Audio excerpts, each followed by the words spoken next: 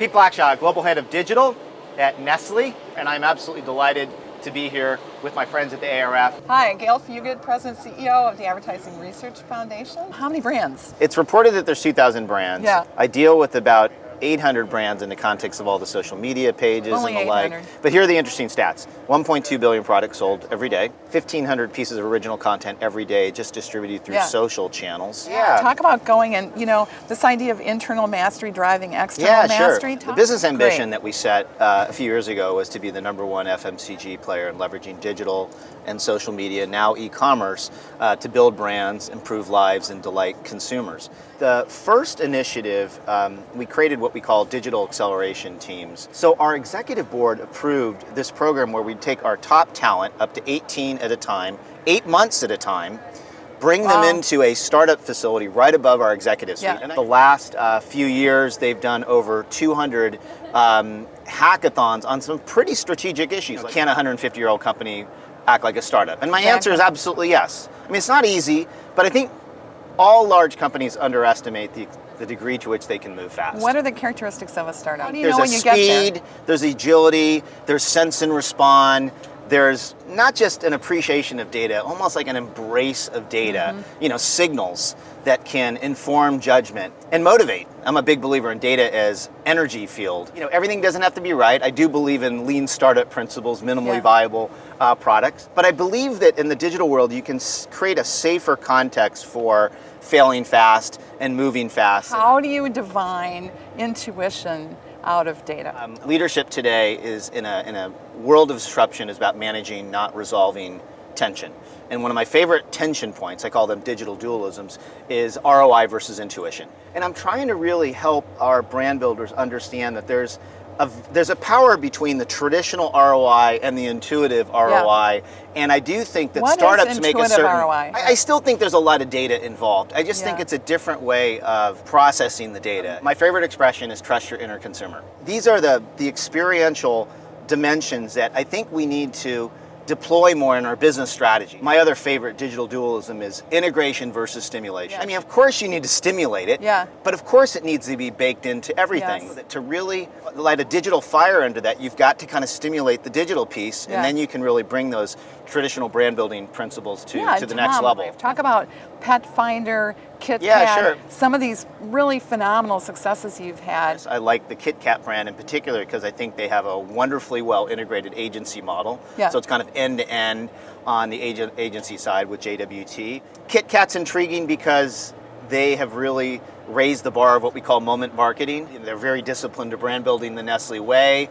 They know their brand personality, and if you really have to have those buttoned up before you try to test a lot of things in social media. And they erode brand versus building brand. So you mentioned Pet Finder.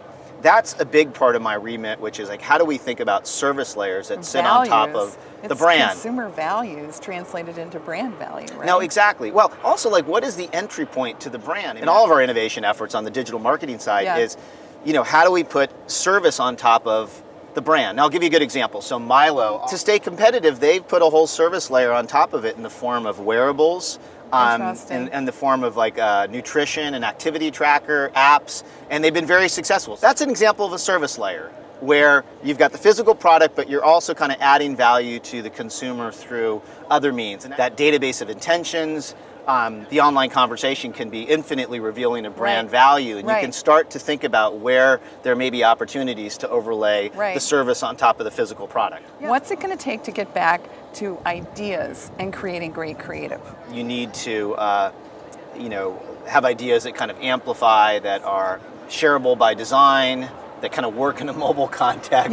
So you see a lot of different things taking place on digital or e-commerce, but if you roll it back to the core, it's still that core idea. So let's talk about personal values and success. I have that brand of leadership where I go to work and I'm never quite sure whether I'm going to get hugged or fired. I think the thrill of that tension is what motivates me, but sometimes it's really scary because I think the leaders today need to push. I do believe that where I have been effective is this whole notion of I live the medium, I walk the talk, I'm doing it. It's that trust your intuition. In social media. And part of the way I'll try to even motivate executives, helping them kind of get it, connect the dots, and then feel that sense of empowerment to kind of move forward. And I think that's a really, really important part of the mix. I think good leaders also don't throw away foundations, leverage old reference points. Because at the end of the day, if you always speak to the new, you almost have to like remind people that you already bought into this. Yes. All right, any failures along the way? You know, I fail all the time on content. Nestle's radically decentralized, which if you're really a disciple of the internet, that opens up a lot of possibilities because the internet is fundamentally, and social media is radically decentralized.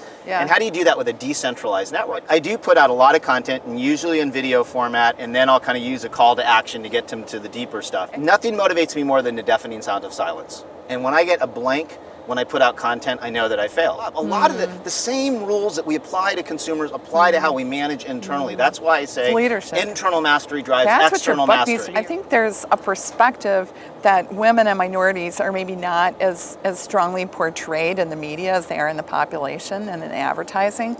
Do you have a point of view about that? You've got these millennials, you've got obviously a regional diversity, and you've got a gender diversity, and that presents an opportunity. Any company that doesn't take that as an opportunity is missing something. What's the word of the next? The next look forward, flash forward the next 5 years. Leadership. So leadership. It's leadership. It's leadership. Forget the buzzwords. I love that. No, it's just good leaders can like get through the BS. Yeah. They understand the terminology that truly matters. Yeah. And they see the way forward to the prize. Pete Blackshaw. Great. It's so fun to spend time with you. You bet.